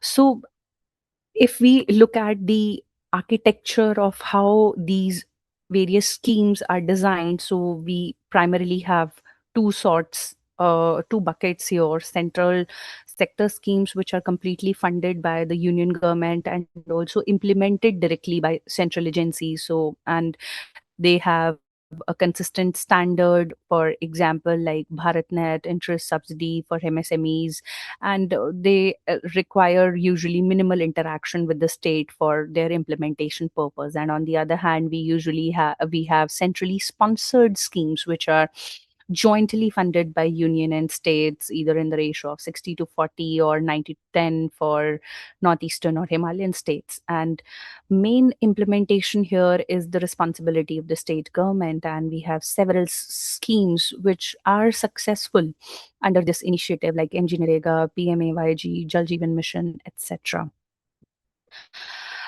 So, I thought I'll start with a brief overview of how different schemes are running under different sectors, and what are the issues underlying each of the sectors, and then move on to find out a solution to it. That's how I designed my whole session. So, I'll just briefly touch upon like what are the major welfare programs. I'm sure most of you must be aware under each of the sectors what are the major schemes government is running. So, like under poverty alleviation and employment programs, we have MG Narega, we have National Rural Livelihood Mission, we have public distribution system. So, these are particularly targeted at helping people generate income and generate money for them and mobilize those households into work and earning livelihood for themselves. Then, second focus area is health and social security initiatives. So we have National Health Mission under this, Ayushman Bharat, National Social Assistance Program, and Poshan Abhiyan, which is like the flagship program aimed at improving the nutritional outcomes. So this is one of the critical programs even under our aspirational district and blocks program, which is run by Niti Aayog, and under the aegis of competitive and cooperative federalism. We at Niti Aayog release quarterly rankings for different blocks covered under this scheme. And we hugely borrow here from the Poshan Abhiyan, wherein we are trying to derive from the nutritional outcomes targeted at different groups: children, adolescents, pregnant women, lactating mothers, and how the outcomes are improving. And we already had Sampurnata Abhiyan 2.0 recently concluding on 14th of April of this month itself, wherein we aimed at achieving saturation in targeted six indicators in those particular blocks. Then, next focus area is education and skill development schemes. So, talking about Sarva Shiksha Abhiyan, Pradhan Mantri Kaushal Vikas Yojana, Vidya Lakshmi scheme, and e-Vidya. Then another women and child welfare programs, particularly Sukanya Samriddhi Yojana, Beti Bachao Beti Padhao campaign. Now, this is one particular scheme wherein I would like to focus that the recent NFHS 5 data has actually produced tangible outcomes for this, wherein we see that the sex ratio of the population for the country was estimated as 1020, surpassing the previous NFHS 4. Then PM Matru Vandana Yojana under this program. Then we are also focused on financial and digital inclusion, talking about Jan Dhan Yojana initiatives, where uh, larger focus is on transforming India into a more digitally empowered society as we move towards a more knowledge based economy, we are focusing on digital infrastructure, strengthening the digital infrastructure, DPI, ensuring digital delivery of services, and promoting financial inclusion through usage of these services. And that is also one of the bases of how these welfare schemes are also now aligned and implemented. And then lastly, tribal and specially abled welfare. So we have several schemes for these targeted initiatives as well. So particularly PVTGs, particularly vulnerable tribal groups, and ensuring coverage of essential services, infrastructure, and inclusivity for these people are the main focus areas here.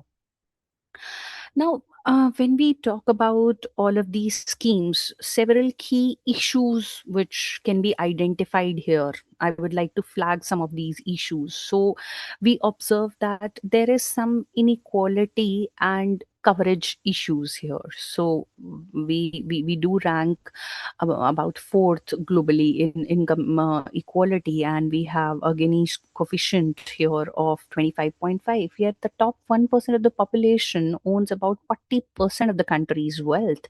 So that talks hugely about the inequality. Then another issue that we see is that's through the Niti Aayog report, and we are currently having those consultations on how to improve this, is the problem of missing middle.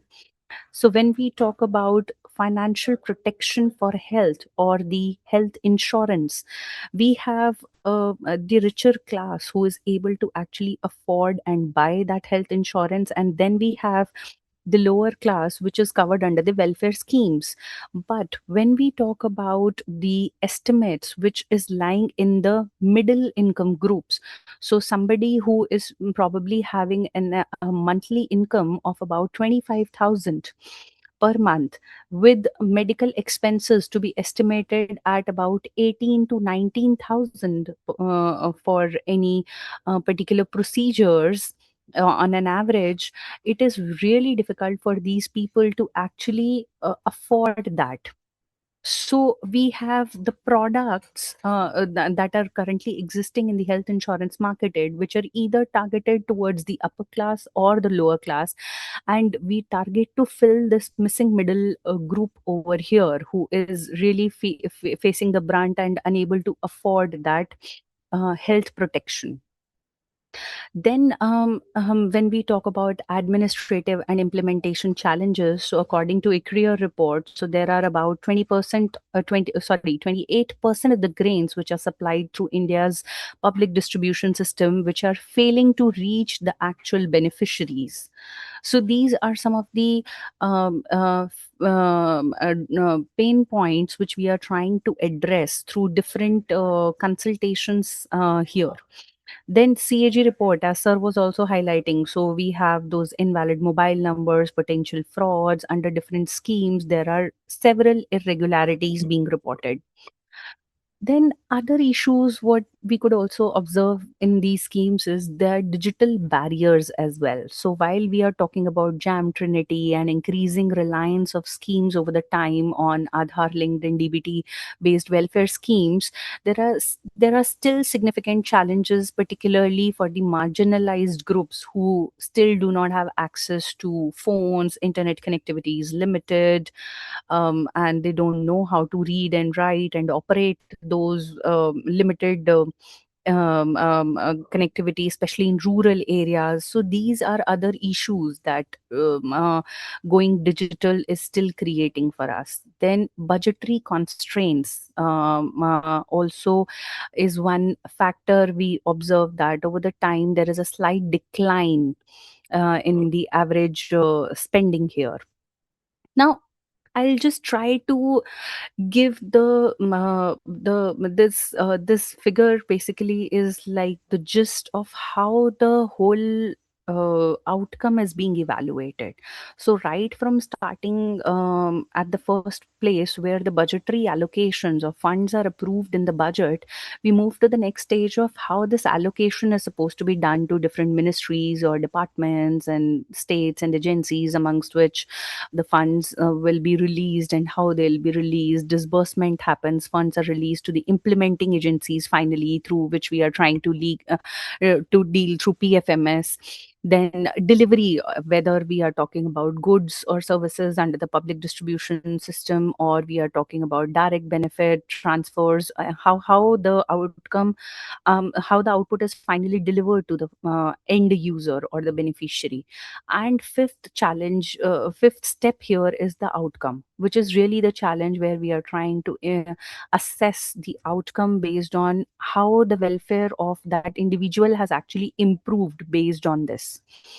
Now, at each of these five stages that I just talked about, which any scheme is going through, any welfare scheme is going through, there are risks or issues happening at each of those stages. So, from budget to allocation to disbursement, we see a lot of issue in terms of leakages. So, by leakages here, I mean there is diversion of funds, there may be ghost beneficiaries reported, corruption, middlemen issues. So a whole lot of um uh, financial manipulations happening, where the money transferred, or the money allocated is not equal to the money transferred. Second issue here is the delay, the slow fund release, or the bottlenecks in processing that we are observing. There may be seasonal delays, bureaucratic delays, there are lags. Then third issue here is the distortions, targeting, how the scheme was designed. Is it actually using the targeted population for whom it was designed?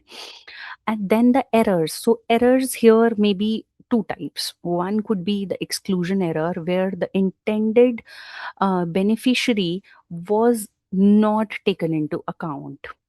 Second could be inclusion error. Somebody who did not need the benefit of the scheme is included in the scheme. So we need to have clear systems. Then misallocation, quality gaps, these are other distortions which are entering through the system.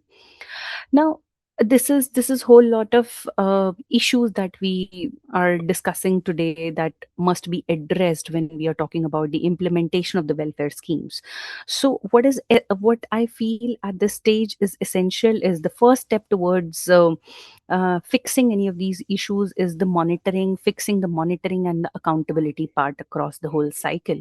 So it could be real time tracking of funds and outputs, having dashboards and data analytics, which is actually reflecting things on real time basis, social audits, as sir also highlighted. And I would like to strengthen it with community feedback, as as sir mentioned, that having audits at the ground level, interacting with the end user, conducting those surveys, and then a grievance redressal and corrective action, which actually completes the loop, without which the whole process actually is incomplete. So finally, using those outcomes, using those understandings that we have built through this monitoring and accountability to finally provide a final redressal and corrective action to this. So now I would like to focus on each of these risks, leakages, delays, and distortions, how these are fixed. So fixing leakages, so the main focus here is on implementing the duplication and corruption. So that is being fixed through direct benefit transfer scheme, jam trinity, PFMS integration, where there is end-to-end tracking of the funds, from which account they are being released and to finally which account they are going, digitization of payments to ensure transparency and auditability. And this has actually led to tangible outcomes. So when we talk about DBT benefits, the government has successfully plugged leakages. So there is about 2.87 lakh crores which is disbursed till now, and there has been a saving in cumulative amount of up to 3.48 lakh crore since the scheme was implemented. And there are about 966 plus schemes which are already onboarded under this initiative.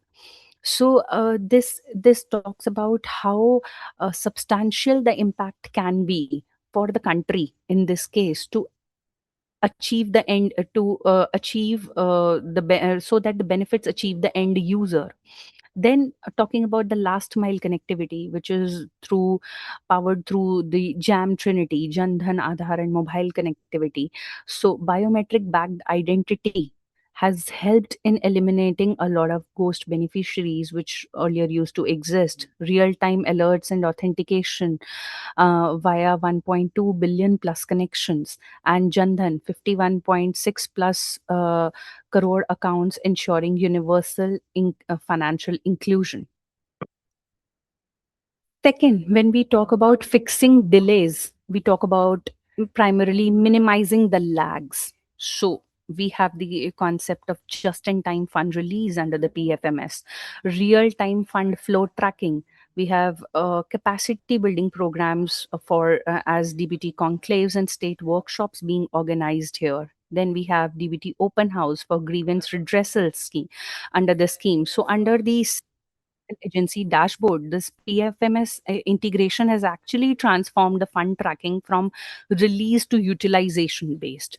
This is one particular area how we are improving, and again borrowing from the concept of just in time inventory. We are propagating this idea here in scheme implementation as well. Third, talking about fixing distortions. So who are the end users or beneficiaries? So there need to be a clear targeting framework and trying to reduce inclusion as well as exclusion errors here. So Aadhaar enabled targeting helps in compiling and assessment of the data driven welfare systems, expansion of the beneficiary coverage, and a better coordination between the center and the states.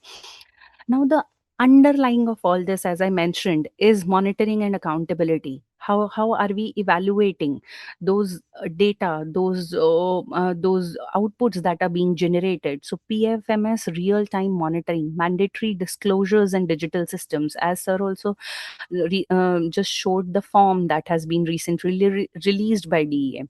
So these are some of the tools through which we are strengthening this framework: data driven evaluation through efficiency index and the framework. So I'll talk a little bit more about the framework here now. So this is about this the framework has been set up under the allied office, DMEO of Niti Aayog, and the primary focus here has been on institutionalizing a culture of outcome based public accountability. And how we are achieving those outcomes is from 49 ministries which were on board in 2019-20 to 70 ministries which have already been onboarded. So all their schemes being developed in terms of outcome based monitoring framework, framework.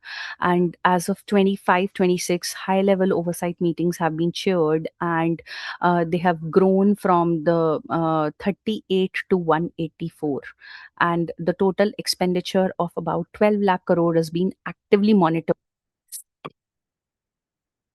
And this is how the new framework 2.0 looks like, the Vedam dashboard, which is actually talking about bilingual tracking and progress bars. We are trying to bring DGQI synergy, which I'm going to talk about in my next slide. DGQI, what is it and how is it helping in data governance?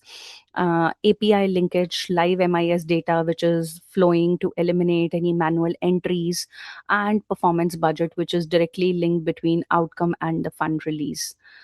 So DGQI, this is primarily the data governance quality index. So as we are observing huge amount of digitization of data and new techniques which are emerging, and for better management of this data that is emerging in different policy, public policy, there was an initiative of OGD, Open Government and Open Data Initiative. National Data Sharing and Accessibility Policy was adopted, and we had data.gov.in was launched to provide data pertaining to different aspects, right from macro variables to schemes from government at a single place for wider public usage as well. So many schemes have also migrated to dashboard based and basic analytics driven systems, which help in making complex information which is provided in Excel and other things into simple readable charts, which are customizable. So you can, which are very dynamic. You can actually go to the dashboard and look at the data in a more meaningful and infographic way. Intragovernmental exchange and integration of data is now being facilitated through ICT platforms like Disha, Prayas, and then, as I mentioned, through outcome monitoring framework, framework.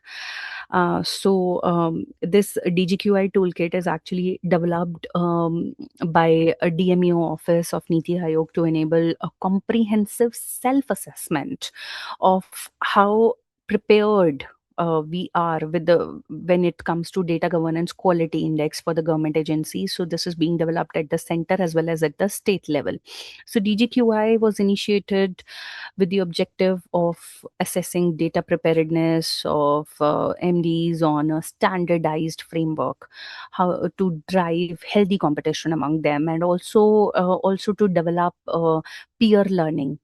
The intent is very clear that at various levels of data maturity, have a basis of standardized framework, which would help in deepening the digitization process, which has already been initiated under the Digital India program. And this DGQI is actually based on 6 key pillars, key themes: data generation, data quality, use of technology, data analysis, use and dissemination, data security, and HR capacity, and case studies. And each one of these pillars, you would appreciate that is one of the key aspects in assessment of any of the schemes when we are talking about i- uh, how the scheme has performed. It is only as good as the data. So ensuring the data quality is of the highest standard is one of the primary objectives under this DGQI initiative. Some other reforms which have been initiated include technological advancements like AI based validations, real time dashboards, which have been developed. Some other financial reforms like subsidy rationalization, unified social registry. We are ensuring last mile delivery through banking correspondence, particularly in the financial inclusion side, offline access, providing local facilitation centers.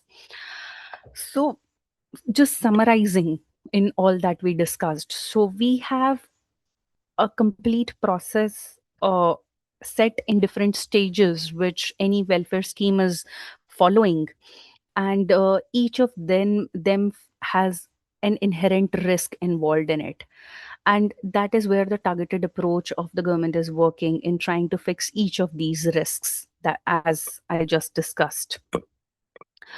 So, some more suggestions which can actually help us maybe improve more into this framework is having more effectiveness based solutions, moving to a more integrated framework, having AI and machine learning tools, and engaging with local governance bodies like gram panchayats and municipalities to designing a program which is more context sensitive. So a program may be functional and performing well in one particular setting and may not function in another setting.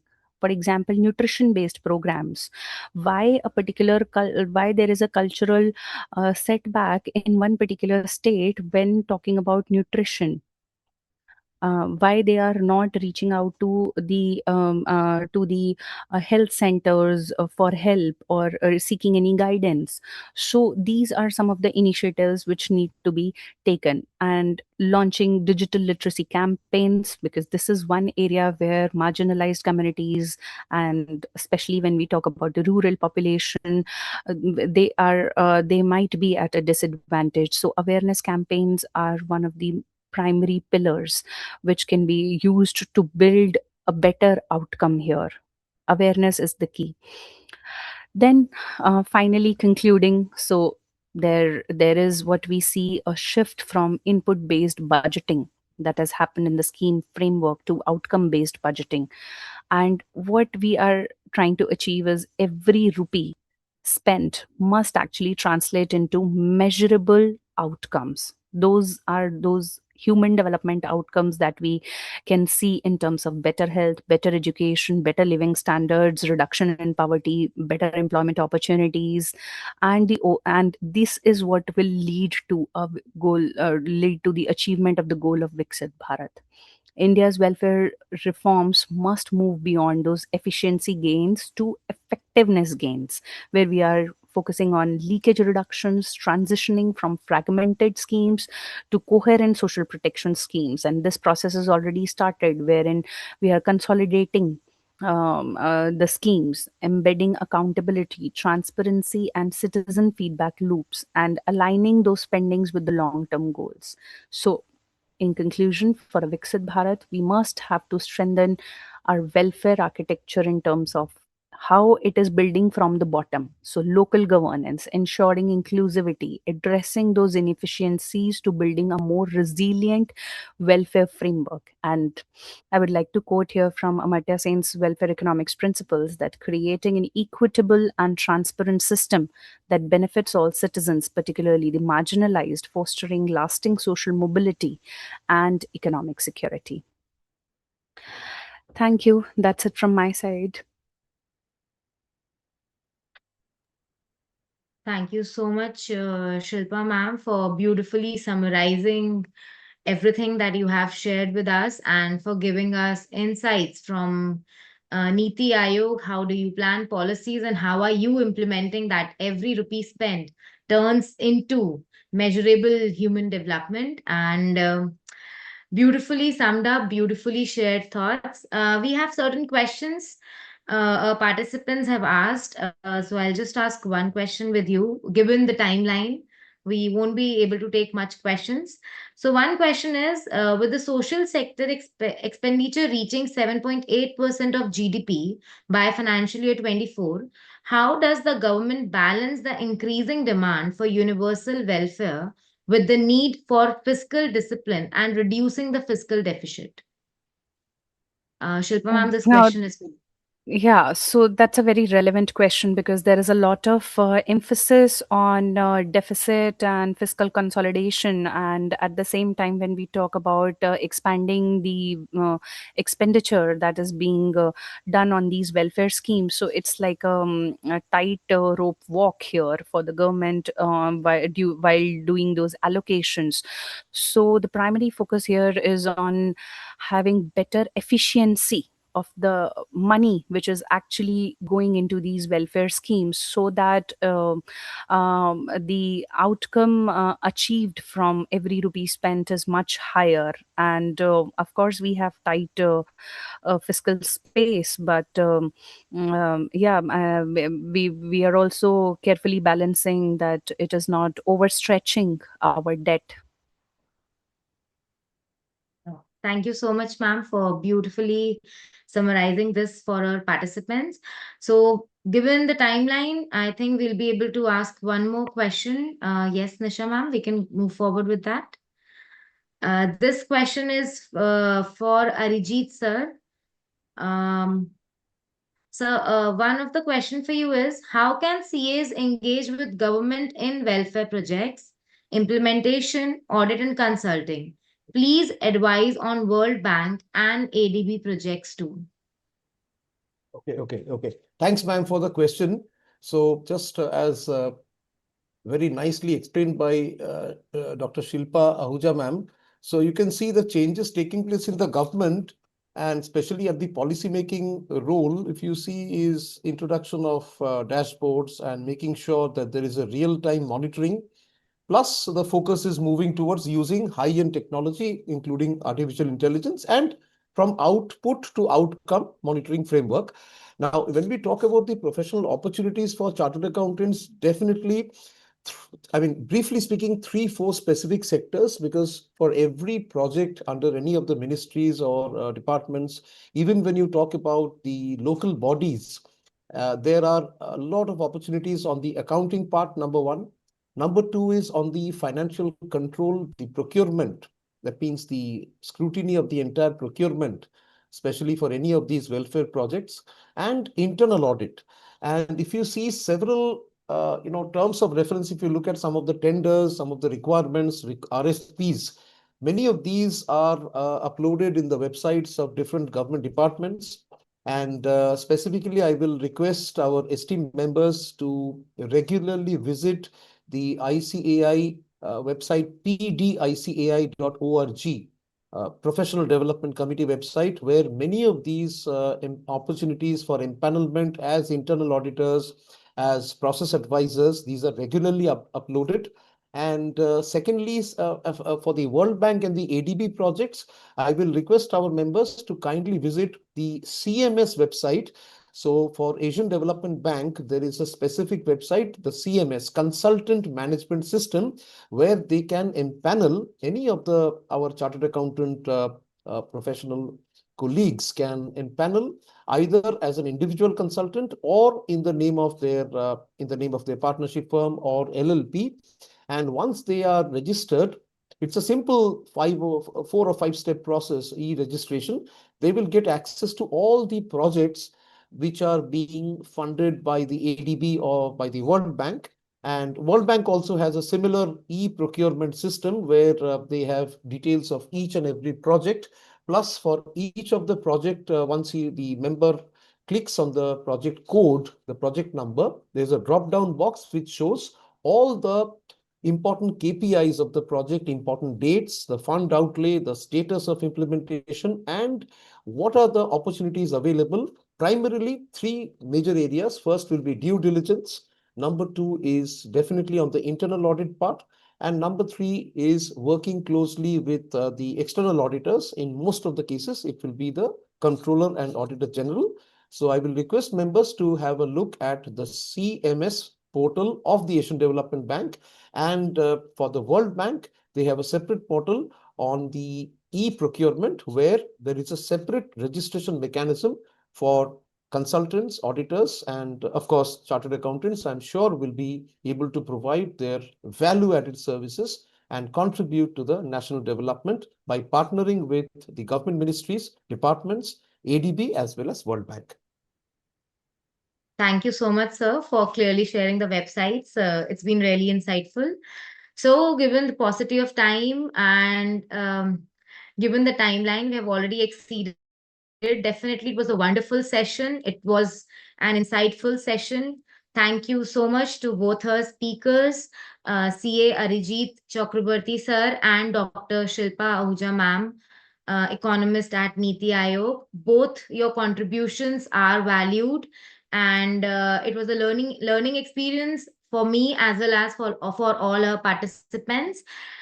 And I thank, on behalf of every participant, I thank ICAI and PGFMC committee headed by CA Hansraj sir and CA Arpit Kabra sir for giving us this platform where we can share insights and learn from speakers and move ahead and contribute to the development of our economy. So, with this, we end our today's session. I hope it was insightful for everyone. Thank you so much. Good evening, Thank everyone. you so much, Shruti ma'am. Thank you on behalf of our committee, our chairman Hansraj sir, vice chairman Arpit Kapra sir. I'd like to thank each one of you, Arijit sir, Dr. Shilpa and Shruti ma'am. It was a wonderful session. Our participants were from the beginning till end, and large number of viewers viewed this webinar.